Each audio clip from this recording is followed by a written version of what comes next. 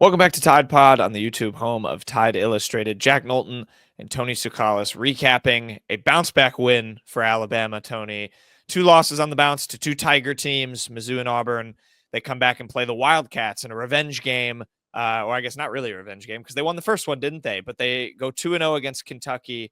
Alabama does 96-83, beating Kentucky in Coleman Coliseum on Saturday. A much-needed win for Alabama after they started trending down a little bit, went into Mizzou and got beat. First SEC road loss, obviously lost that rivalry game to Auburn, which, you don't want to shake your head at too hard given how good Auburn is, but of course, always bad to lose to your rival. But, this was a Kentucky team that came in a little battered. We'll talk about that more, but Alabama still taking care of business, picking up a win at home. And once again, Tony, we're going to start at the beginning. We're going to begin at the beginning. Unlike we're taught when writing gamers in journalism school. But it was, again, the most kind of heavily talked about point leading in. Of course, coming off of 9-0 deficits and 12-0 deficits against Auburn and Missouri, lost those games by 9 and 12. Everyone was looking at how Alabama would start this game.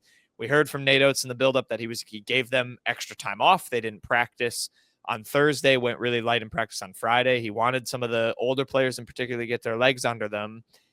It didn't exactly work. Kentucky got off to a 16-9 start. Ironically enough, it was Alabama who went up 15-9 in the first 4 minutes when they played in Lexington. So it was almost a complete flip. So it didn't get the start. Didn't get the start that Nate Oats was looking for. But what we did see was very interesting, of course, and you wrote about this at the start of the game. The subs, there were a lot of them. I believe it was 8 in the first 6 minutes. The favorite of which I know you noted in your column, which you should go read on Tide Illustrated, was LeBaron Philon being yanked for Aiden Holloway for about 30 seconds before Holloway was then immediately pulled back out for Philon. There was a lot of subbing. Nate Oats talked about it after the game. I'll let you go into detail with that. What did he say? What did you think of it? A new kind of approach, it seems like. He's not messing around anymore with these slow starts. Obviously, Alabama still got the win, but maybe not the start he was looking for, but we saw a new kind of response to it, if you will, from Nate Oats. Yeah, it's a zero tolerance policy is what Nate Oats is calling it. And basically, if you make a turnover, don't follow the scouting report, or just don't show full effort, he's going to yank you. Basically no questions asked. I'm not sure, in my column, I wrote about Aiden Holloway missing the mid-range shot, contested mid-range shot. But actually, I wonder if Nate Oats really just pulled LeBaron to yell at him and then put him back in. That's how little of a time it was. But yeah, I think he's sending a message that we're going to fix this problem with slow starts. So, he's not going to tolerate it. The thing I wrote in my column was Nate Oats shook the 8 ball until it told him what he wanted to hear. It didn't really help the slow starts. Alabama still got out to a 20-9 deficit before coming back, but I think it did cause the team to play a little bit harder. Basically what happened was they got down 20-9, and then they rotated through everyone, had the starters basically back in the game, and then you had that 7-0 run, a Mark III, and then that's a great thing to start with too, because you had the Mark III, then you had a great hustle play by Grant Nelson to keep a ball inbounds that really led to another layup, and then a couple minutes later you had a nice transition dunk from Cliff Amore, and all of a sudden you're right back in the game. Obviously Alabama went on I think a 20-4, 24-4 run, and was actually leading by a comfortable margin at one point in the first half. But they got to fix this slow start problem. I like the zero tolerance policy. I think take advantage of your depth, and I brought up in my column that it could force some tough decisions. I mean, Grant Nelson has not been playing well, and I know I just talked about the hustle play, but as a whole, whether it's getting into foul trouble, whether it's just not, just lacking in terms of production on the court, he's been one of Alabama's least productive players the last 3 games. Does the zero tolerance policy kind of seep its way into the starting lineup? You kind of saw Nate Oats hint a little bit about getting Mo Diabate more minutes and what he brings. I think, you might make the argument that Grant needs to start off the bench. And now that's a whole, different discussion. But I think that, it's clear Nate Oats is not playing favorites, and he's just not taking excuses either. Yeah, I definitely agree with the policy. I think it's a good way to, yeah, at least start to solve this problem because, even he said, and when you asked him about it, he was kind of like, I'm not sure if it worked. And I still have to, he was like, I still have to go watch the film. It'd be interesting to hear what he thought when he does, when we talk to him after he has gone and watched the film of that first 4 minutes and what did go wrong with the starters. But I completely agree with you. I think it is the wave going forward. I like taking advantage of the depth, like you said. He even made a comment about Mo saying, Mo probably would have played more if he had followed the scouting report. I think he kind of called him out a little bit of that with that in the presser too. So, yeah, it's kind of an up and down thing. I mean, like you said, no one is getting any longer leash than anybody else. And it sort of seemed, I'm curious to watch it back too. It seemed like it was happening too, even after say it was like almost like a 2-for-1, you maybe make 2 shots, but if you have that error on defense or do something that was clearly you weren't paying attention to the scout, he's still going to pull you. So it's not it's there's obviously, I'm sure, it's a delicate balance with that of how much do you continue to feed a hot hand, but he wasn't playing around at all with any of that. It didn't matter if you were making shots. If you screwed up a defensive assignment, you were coming out. I mean, if you go back and look when LeBaron was pulled that first time, just go back and watch Kobe Bryant just drive past him, and you just look at Oates. It didn't even I feel like he didn't even watch the rest of the play. He just went straight to the bench to go pull Aiden out of there. I mean, it was just like he there's not even, he doesn't even think about it. If you make a mistake, he's reaching to the end of the bench. Yeah, and it again, I think you're right too in that it paid off in terms of how this game kind of continued to go, which I want to talk about in a second on the defensive end. But I do want to touch just a little bit more because I mean, one of those subs, of course, we've been talking about him, Aiden Holloway. Once again, a spark off the bench. I think he deserves a little bit of spotlight in this game. 19 points. He took 12 threes, which I'm sure is close to the number.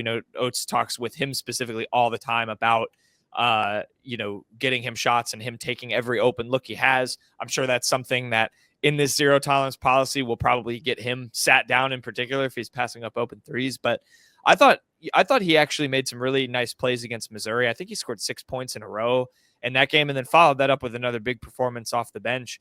Alabama's bench had been outscored in the 2 games previous to this one. This is the kind of performance to me you needed from a guy like Holloway. And he had a good comment too, if you want to touch on that after the game about the zero tolerance policy. Yeah. First off, Aiden, 4 first half threes, and that was big in getting Alabama back, kind of helping them dig their way out of the hole. And basically what, Aiden had said, I kind of asked him, because this is a tough kind of thing as a player. You run the risk of players maybe looking over their shoulders or building up resentment for making one mistake and then having to leave the game. But really what Aiden just said was that, you just got to keep your chin up and know that, you'll have an opportunity pretty soon to make up for it. And that's, I'm still debating on whether or not they just took Aiden out that first time to put LeBaron in, basically they put LeBaron in timeout for 30 minutes. But even if it was, if you make a mistake, Aiden's going to know that he's going to have that opportunity to come back in and be expected to hit shots. And, it's nothing personal, I guess. It's nothing personal with any of them.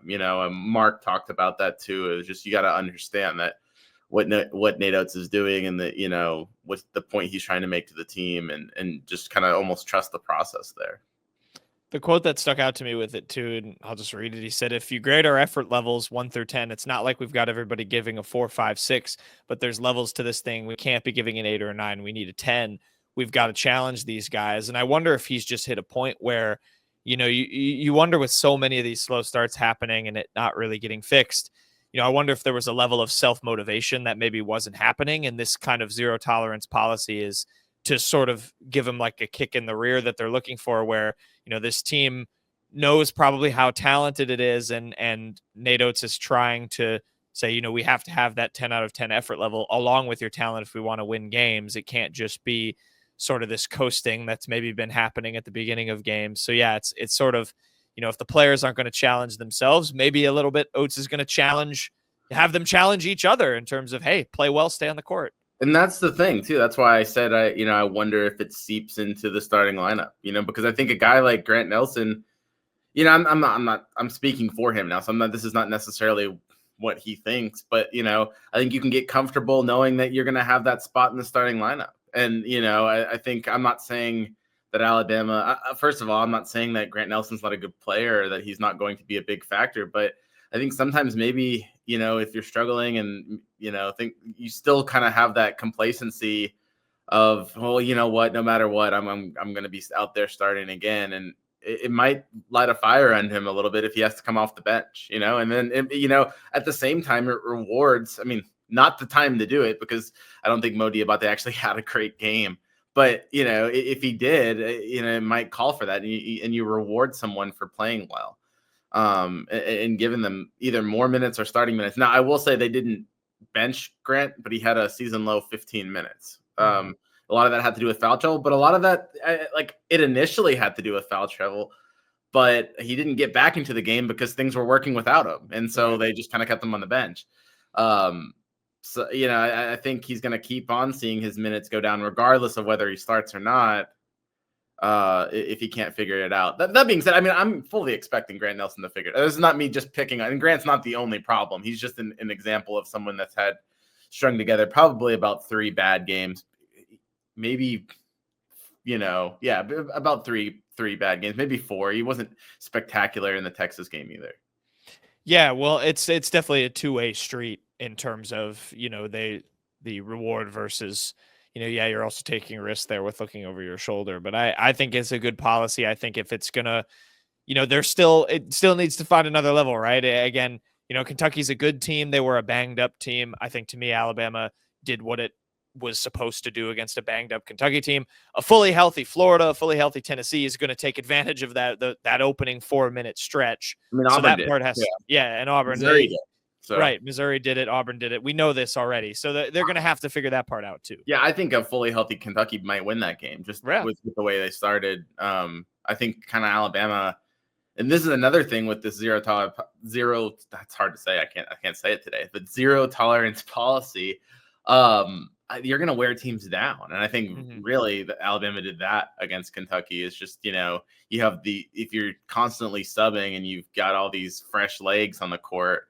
You're going to wear down a beaten up Kentucky team. And I think that probably played a factor Saturday night as well. But no, I think a full strength Kentucky team is going to be able to stay with Alabama a little bit longer. I don't think they give up that lead quite as quickly, and maybe they even extend on it. And then, we saw how this Kentucky team can score when they played it in Lexington, when they had 2 of their top 3 scorers, in the game. So yeah, you're not gonna be able to do that. I mean, the last 3 games, especially, I know Mississippi State, you don't want to overlook that one, but you look at on the road, if you start like that against Tennessee, you're probably not going to win against Florida and against Auburn, especially Auburn on the road. I mean, you're not going to be able to survive starts like that. And Alabama's had too many of them, so they're going to have to figure it out.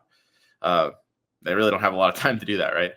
No, not at all. But I think, you're right overall that it steps in the right direction in terms of, maybe they figured out how to handle the response to it, but now it's about, handling it from the jump and not coming in out of the gate cold. So we'll see what Oates says about that. But we should get into, I do want to talk about how they did beat this battered Kentucky team, because it's a very important fact. They were without Jackson Robinson, without Lamont Butler. Those are their second and third leading scorers. Like Tony said, Robinson's at like 13 points a game. I think Butler's at 12. Butler, it's also worth adding, is probably their best on-ball defender, and Kentucky is not a very good defensive team around in the 60s in Ken Palm. So they were coming in, beaten up. That said, Mark Pope is a good coach. They had won some games with their kind of thin rotation. Nate Oats talked about, kind of gave praise to a couple of those guys who were basically out of the rotation that are now kind of difference makers for them. With all that said, I thought Alabama's defense was excellent on Saturday, Tony. I compared it to the game in Lexington. Kentucky was at or above 1.3 points per possession in both halves of that game.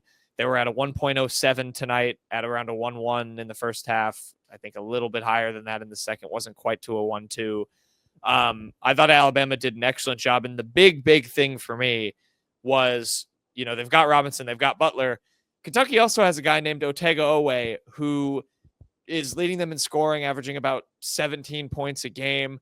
I forgot to actually fact check Nate Oats about this, but I think he said something like, at least against SEC play, had scored double figures against everybody he's played against.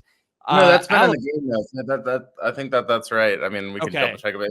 It said the same thing on the Nate Oats got that from the game notes because I remember putting that in our how to watch. So yeah. So he scored against double figures against everyone he played until Saturday night. Alabama held him to 2 points, 1 of 9 shooting, did have 6 rebounds, fouled out of the game, and was -2 in 22 minutes.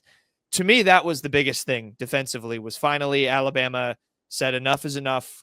Kentucky obviously can score. They still got 83 points. Other guys stepped up without Owe there, which you'd expect from a good offense. But I thought it was really important for Alabama, given how they've struggled against teams' stars this season, to do that at home against a guy like that who can score with the best of them. I thought it was big. I thought they really embraced the Owe assignment, and then that paid off for them on Saturday. Yeah, I mean, definitely. And then that goes back to, following the game plan and in that attention to detail. I think so often Alabama's struggles have been, obviously they're not just going in blind to these games, that they're allowing the team's biggest scorer to drop 30 plus points on them, right? So they are drawing up schemes to stop them. Alabama's got a talented group of assistants. They probably have every analytical measure accounted for. So like there is a solid game plan heading into these games. It needs to be followed. I think that's what happened with Kentucky is, you had that more attention to detail. You were able to stop Owe. And, I mean, sure, it helps that Kentucky was down 2 other players. I mean, obviously the pressure is going to be a lot more on him. But no, yeah, kudos to Alabama for the defensive intensity, for following their game plan and really playing with some pride. It's got to be tough for them to continuously let these star players come in and play at or above their averages. So I think this was a big, building block for this team as far as a defensive identity. I know Nate Oats talked about Mark Sears and some of the other veterans really wanting to change that narrative that Alabama doesn't play defense. And so I think this is a good first step. I mean, say what you will about, Kentucky being a little bit shorthanded. I mean, they still have a lot of people on that team that can score. It's still Kentucky, right? And the 17th best team in the nation. So, I think this was a big win, and it's something that Alabama should be proud of, but not get too proud of. I mean, they're going to, you allowed, a career high the last time you played against Mississippi State. And now, you're going to have to atone for that. So, I think that you just got to keep on building off of it, but the problem is definitely not fixed all of a sudden. There's still more work to be done. Yeah, I think you're spot on. I'm curious to see how it translates to defending Josh Hubbard on Tuesday night, because of course he went for 38. I feel like that has stuck in Nate Oats' craw since that game. He always brings it up. He's brought it up a few times since in terms of when they're looking at stars on teams they've played after that Mississippi State game. But I think you're exactly right. It was pride. I think the intensity, the energy was a lot better. I thought Missouri was just flat. They didn't show any real interest, quite frankly, in defending, with intensity and well enough to beat an offense like Missouri. Thought that was a lot better. I thought the communication was a lot better against Kentucky. The big thing for me, like, not to get too deep, but I guess, it's important to, like, the ball screen defense is what I've been looking for. I think Missouri and Auburn really exposed them in some of those areas, just fighting through screens and, like, not getting unsettled when you have to switch and communicate and do all that stuff. I thought that was a lot better against Kentucky. And like you said, they run a good offense. So I think that is a positive step in the right direction. I think for as much as LeBaron Philon struggled a little bit on the offensive end, he started to, not only has he absorbed, and we'll talk about Mark Sears in a second, but not only has he absorbed some of the playmaking duties for Mark Sears, he's absorbed some of the turnovers as well. He had 5 last night or on Saturday night. But I think for all of that, he was making up for it for me on defense. I thought he was excellent. Had 2 steals, got a couple of just pokeaways. Kentucky guards did not like driving the ball at him. And I think that's where, again, he continues to kind of re-show his value, because I think we saw that before the injury, and he stumbled a little bit, but I think his defensive intensity was really big for me in terms of him continuing to be a big part of this starting lineup now that he's back in it. But those were my observations on the defensive end. I don't know if you have more to add there. Yeah, I'm okay. Back to the LeBaron, first of all, yes, he does play great defense. And back to the turnovers, I'm okay with those turnovers because he's playing a lot more point guard now too. And I think it's kind of like you put a young player, like you put a freshman at point guard, you're going to have to live with some of those mistakes. I think that will get better. If it becomes a 5 turnover a game thing, maybe it'll be, a little bit tougher to swallow. But I think having LeBaron in there, he plays good enough defense to use the 3 guard lineup. And then, I think I read somewhere where Mark Sears was the first player in the nation this year to go 30 points in consecutive games. Yes. So he's obviously benefiting from having a guy to share the point guard duties and get him better shots. So I like Phylon at that point guard role. And, it's kind of like putting a young putting a young player at shortstop. You're going to get more errors because the ball is going to come your way a lot more. That just comes with the territory. So if he's if he is a point guard or he's doing a lot more point guard duties, you are going to see those turnovers increase just the same way with Mark. On the flip side, Mark only had 2 turnovers and he had 4 assists and he had 2 steals. So, you'll take those numbers. And so I think this is all about getting the best out of your best player. And Alabama's been able to do that. Even in the loss to Missouri, they were able to do that with Mark Sears. So, I think that LeBaron plays a big role in that. And, his ability to make that 3 guard lineup work, I think is going to bring the best out of Mark. Yeah, I totally agree. I think Nate Oats kind of talked about the addition and that continuing to work. He wants it to keep working even better for LeBaron. I think he'll figure it out. But you're right. It comes with the territory a little bit, but defensively overall, I thought Alabama was excellent. While we're just spotlighting guys, he didn't have a block. He actually did get back with the steal, but Clifford Amore, was catching so much flack after that Missouri game, rightfully so. I thought he was bad, frankly, on both ends. He looked much better against Kentucky. I thought he took a lot of pride. I know Amari Williams got a lot of points for the Wildcats, their big 7-foot center from England. And I think part of that was because it seemed a little bit to me, at least from the first Kentucky game to this one, that they were force feeding it inside a little bit more just because they lacked the guard depth. They didn't have as many guard scores as they used to. That said, I thought Amore was great for Alabama in this game. 11 points, 15 rebounds. He was all over the glass. I thought they did a good job preventing easy second chance points for Kentucky. So I think he's worth a mention too. And the other thing I'll say as a team, 13 turnovers for Kentucky, 24 points off those for Alabama. So taking advantage in transition off of those mistakes was really big. Obviously, Amore, I think, was on the end of 1 or 2 lobs on a few of those turnovers, but to connect the two. But I thought he was great. I think the points off turnovers were great. Yeah, 3 O boards too. That's another thing that Alabama needs to improve on. They only had 8 offensive rebounds. Nato's talked about that. They need to have more, but it is nice that, Cliff came around with 3. Obviously, Mo Diabate, he's like an O board specialist. But he came away with 3 as well. You're going to need both those guys to continue, and then you're probably going to need other people to step up as well and get some more O boards.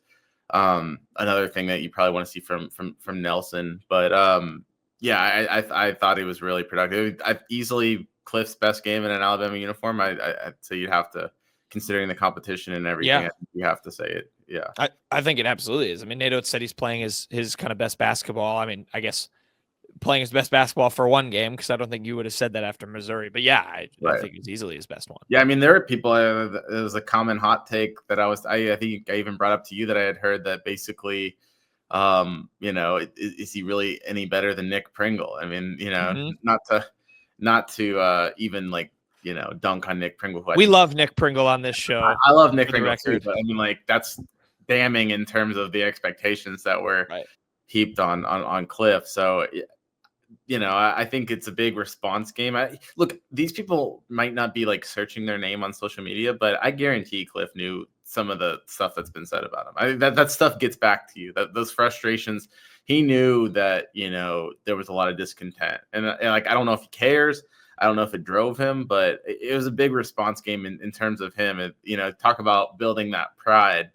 I think he showed people like, I'm still a presence and I can do a lot. I'm not just some average center. I can be an elite center. So for Alabama's sake, hopefully he can keep this going. They're definitely going to need him these next few games.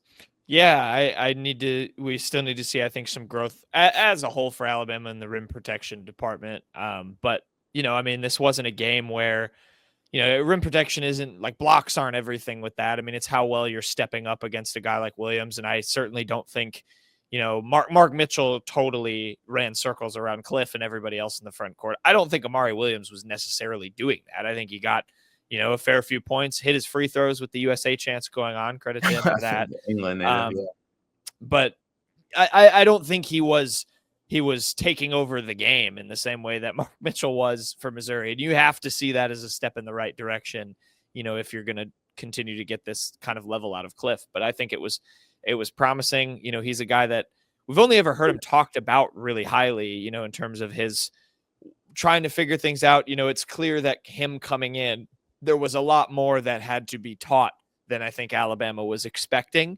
And so it's been a little bit of a work in progress, but from what we've heard about him, he's been nothing but responding positively to that.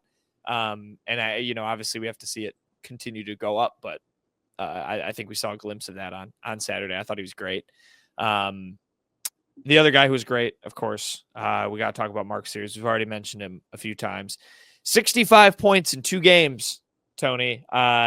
It's really impressive. He has found the new form. I think we've already talked about it, a little bit. I think Alabama and Nate Oats deserve some credit for that, for switching up the scheme, getting LeBaron back in the lineup, having those 3 guards for him to work off ball. I think that is a lot of the reason behind why he's playing so well.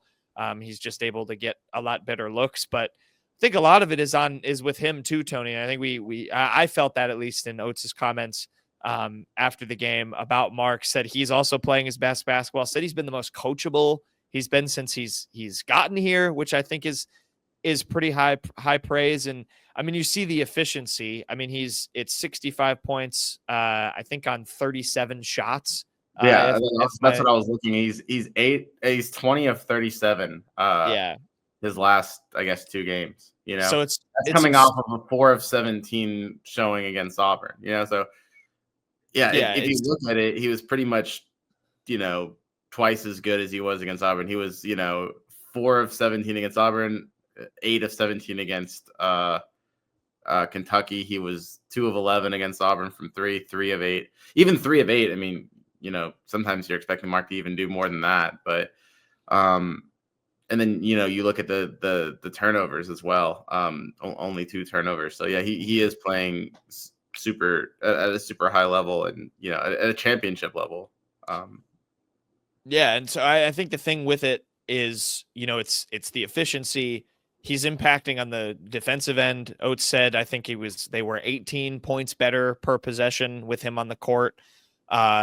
Defensive leverage numbers and all that stuff. We don't get too in the weeds there like he does, but you mentioned the 2 steals. I mean, his energy is better. I feel like he was getting kind of amped up after, takeaways and forcing a few turnovers. And that is the best version of Mark Sears that we've seen all season over the last 2 games. And I think it's a credit to him. I mean, what was just your thoughts on Nate's comments just about his game? And I think it's super important that he's saying it's his best spot right now in terms of being coachable and being a leader for this team. Yeah, I was just looking at his stats too. That's his first multi-steal game since the SEC opener against Oklahoma. So I mean, I think that speaks too to the to what Nate Oats talks about, where if you play good defense, if you play the right way, the results will follow, especially for a player like Mark that has that sweet shot. If you get lost in the game like he has been, you're going to, your offensive game's going to start, the shots are going to start falling, that, things are going to start going your way because you're doing things the right way. And I think that's kind of the crux of what Nate Oats is talking about is,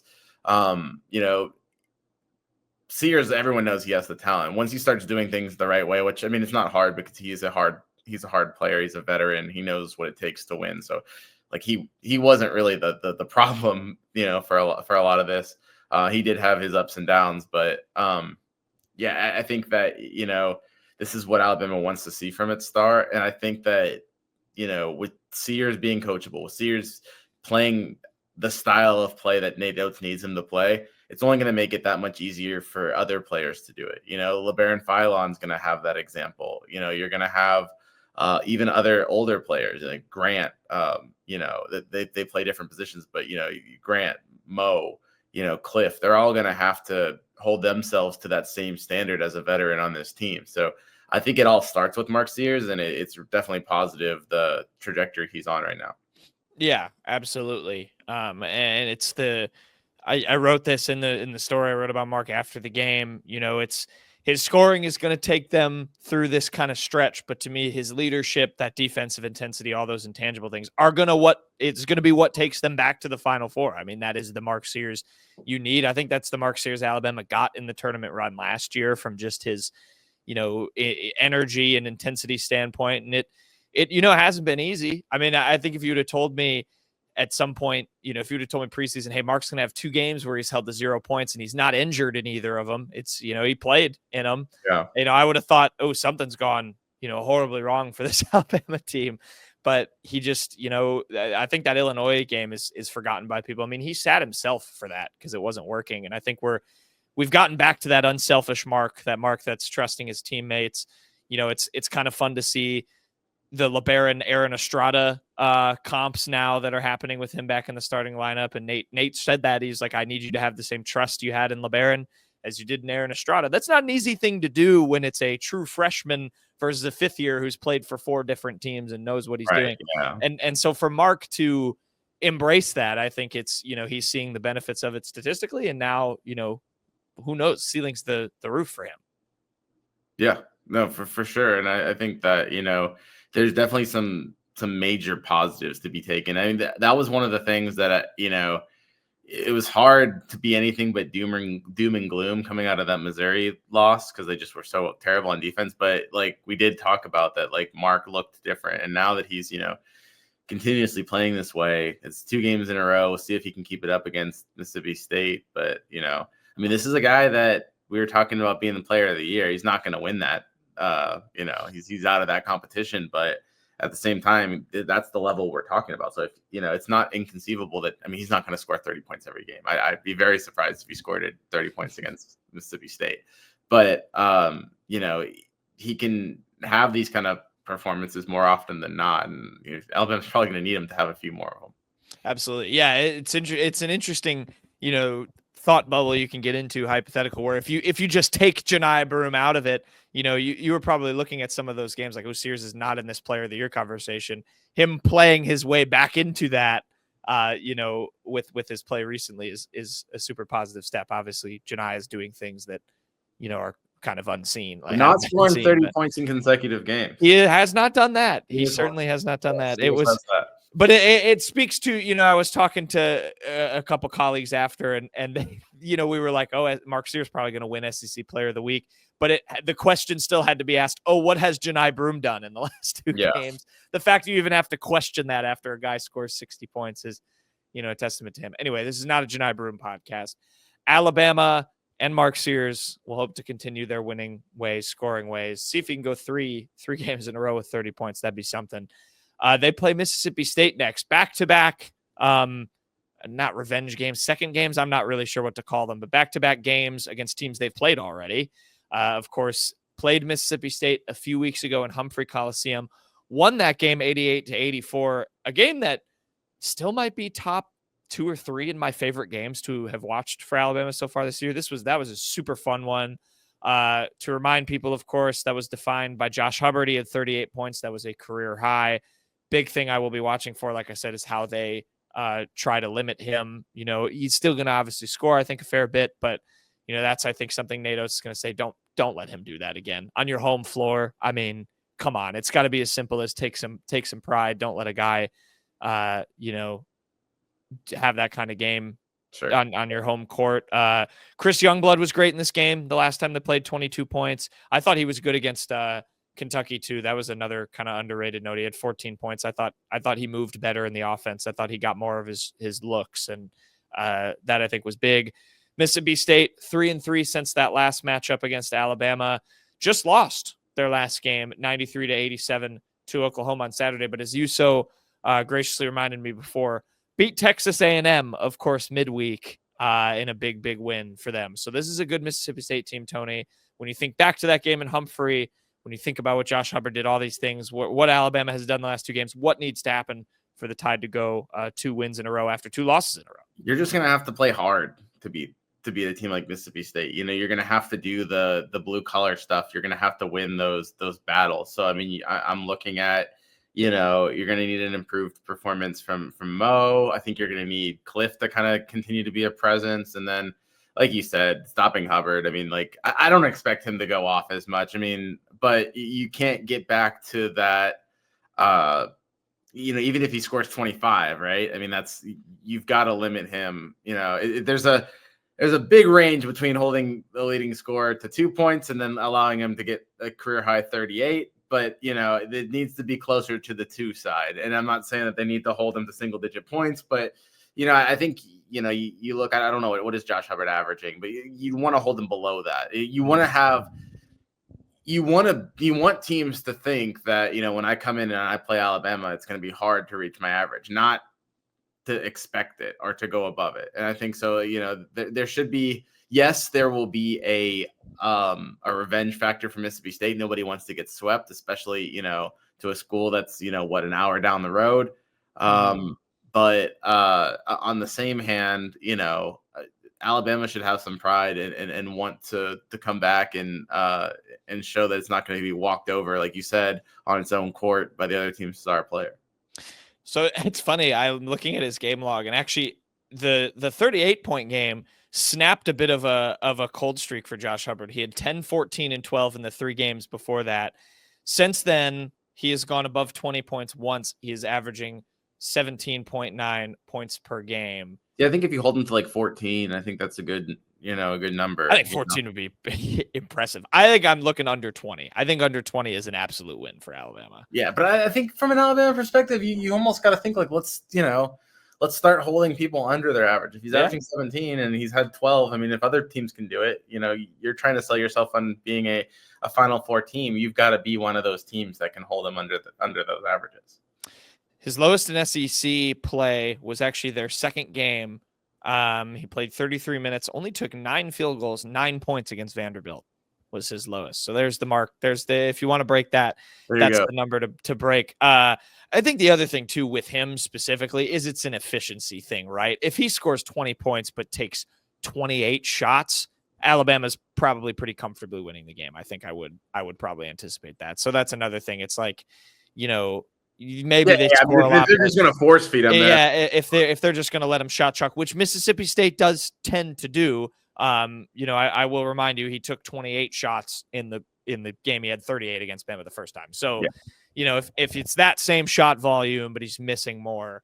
You can't control it. If he's going to shoot every shot they have, of course he's going to get points. But if it's under a reasonable amount of shots, I think they should hold him underneath his. And an inefficient, kind of day. I think Nate Oats will be relatively happy for that with him. Obviously, they've got other guys too. Keyshawn Murphy, Claudell Harris is the other guard.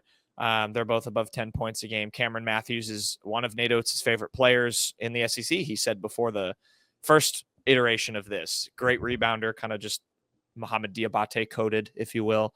That's probably the best way I can describe him. But yeah, big game for Alabama. I mean, this is another big momentum builder before you then go on the road and to me have games, back-to-back games that probably, could end up deciding if you stay on that one line, competing with probably the best 2 teams that have a chance at knocking you off of it in Tennessee and Florida. So yeah, this is a big one. Let's end with a quick chat about that, because I think it's, it's fun to speculate as we get closer. March 1st is Saturday, Tony. We will be playing the March Madness CBS theme every day beginning on Saturday for the next 30 days. to introduce the show. I'm just kidding. I can't do that because it's copyright. Otherwise, I would. Anyway, Alabama, I think on Lenardi's latest thing, got bumped down to the 3 line. I was thinking about this today. To me, assuming you beat Mississippi State, they can't look ahead, but we can. To me, the 2 threats to get the 1 seed in the SEC, take that away from Alabama, are Florida and Tennessee. I almost think with the way everything is shaping out with some of these other leagues not having as many contenders compared to the SEC, to me, those games are almost, you win and you give the committee a convincing, all right, we're putting Alabama above these 2 teams. I almost think we've reached that territory when I look at it from a holistic perspective, just because the SEC is that good. I don't know, maybe what your opinion is. We're not expert bracketologists here, but when I look at the landscape, that's kind of what I'm thinking. It's like those games, you beat Tennessee, you beat Florida, you don't really give any room to say, hey, we should put those 2 above Alabama if we're in a world where we're going to give 3 SEC 1 seeds. Yeah. I mean, I guess, well, if you beat Florida, who's the other SEC 1 that would be? It'd be Tennessee. That would be the only one. Yeah. I guess there's 4 possible SEC 1 seeds. They won't all be 1 seeds. Yeah, I think that Florida one might be the now, depending on other things that happen, depending on the SEC tournament, that game might determine. I don't know if there'll be 3 SEC 1 seeds. I just have a hard time believing that. I know there's brackets that project that, and I feel like most of the brackets project that. I'm not sure. I believe that there'll be 3 SEC 1s. So I think that the winner of that game very well could decide a 1 seed, depending on if both teams kind of do what they're doing. I don't know. We're giving Alabama the win right now against Mississippi State, right? What do you think they have to finish? 2 out of 3? Or here's the other thing too, Jack. What if they win 1 out of 3, but the win is a win at Auburn? Right. That again throws a wrench in. So. It maybe is too hard to speculate, but when I kind of went black and white in my head, to me, if it continues to play out as we expect it to, which it never does, I think if you get to that Florida-Alabama game, the winner of that is probably saying we're comfortably on that 1 line, we're that second team behind Auburn, and the loser is probably looking over their shoulder a bit at a St. John's out of the Big East, at a Michigan State out of the Big Ten, at a Houston out of the Big 12. Yeah. In terms of getting gypped to be that 3rd SEC 1. We're starting to enter that mode to me. But, of course, I think a million things will happen. Alabama could go boat race everybody in the SEC tournament, and if you win the SEC tournament, you're going to get a 1 seed. It's the best conference maybe in the history of college basketball. Also, I mean, I don't think Alabama has much of. I don't think Auburn's losing enough games for Alabama to pass. But you're also competing with Florida for that 2nd seed in the SEC tournament, which could, alter, depending on what you do in the SEC tournament, that could also alter your number 1 seeds. And also, Alabama wants to win the SEC tournament. That's a whole other thing. So for seeding's sake, I think that game's going to also be really important. Tennessee's 2 games behind both those, but maybe they could make a run. Big win over A&M on the weekend. Right. I think I think really the SEC chase right now is between Florida and Alabama, but it'll be interesting. Who does Florida have before we go? I actually haven't looked. I don't have what that do memorized. They end up with? It's obviously going to be easier than Alabama's because everybody in the nation has an easier schedule than Alabama. They have a road trip to Georgia midweek. It's not that much easier. Okay. Let's hear it. A road trip to Georgia, then they've got home against Texas A&M this weekend, at Alabama, and then home against Malik Diaz Ole Miss to wrap up. So yeah, that certainly is not. There's easier. You could definitely get easier, even in the SEC. Theoretically, outside of that last game with Auburn, you could make the argument that their road is maybe harder. It will be on the road against Georgia and then home against Mississippi State. That might cancel out. Then, I think home against Texas A&M is easier than on the road against Tennessee, but then they're coming to Alabama, so that's harder, obviously, for them. And then, obviously, home against Ole Miss is going to be a lot easier than on the road against Auburn. But it's still a tough road for Florida as well. It will end up being chaos. Somehow Tennessee will play their way, or A&M will somehow play their way back into second place, whatever happens. But I think it's, it's worth speculating over a little bit. And to me, I think Alabama, the point I guess I'll still make is they are still comfortably in that mix for a number 1 seed, as much as people were maybe getting off of that train after Auburn and Mizzou have to take care of business starting, of course, on Tuesday night, though, against Mississippi State. 8 p.m. ESPN2, you can watch that on, or go to it inside Coleman Coliseum. Second straight home game for Alabama. We'll see how it goes. That will do it for Tide Pod for this week. Stick around, subscribe on the site if you have not. Tony will have another, he's rolling out position reviews for the offense and defense on for football. Also rolling out reviews of the Fox Nation Alabama documentary every Thursday morning after they come out on Wednesday. So good stuff there. If you're not subscribed to watch it, Tony ate that fee for you, and we'll give you a review. So it's worth looking at those takeaways, because there's some good stuff in there as well. So plenty of content coming, football and hoops. We're getting closer and closer to spring football. So subscribe there on the site. Subscribe here on YouTube. Give us a follow on Spotify if you're listening along, and we will see you next time.